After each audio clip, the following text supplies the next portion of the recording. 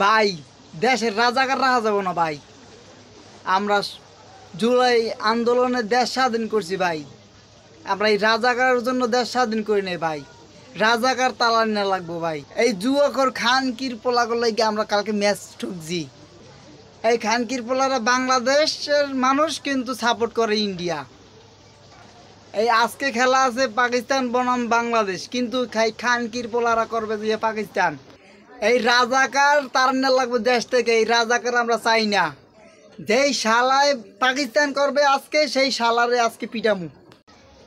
দেশটারে ভাই খাইয়া লাইছে ভাই, জুয়ায় খাইয়া লাইছে ভাই। কালকে আমরা এই জুয়ার লেগে ভাই, কালকে আমরা ম্যাচ হারছি ভাই। এই জুয়াকর খানকির পোলাগর লেগে ম্যাচ হারছি।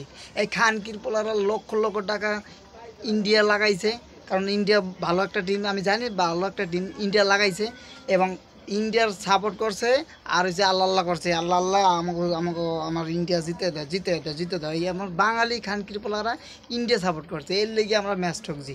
আরে ভাই বাংলাদেশ তো আমরা তো বাঙালি না। ঠকলো বাঙালি, জিতলো বাঙালি, আমরা অন্য দেশ সাপোর্ট করবো কি লিগে ভাই? ইনশাল্লাহ আজকে আমরা জিতবো। বাংলাদেশের প্রতি আমার আস্থা আছে।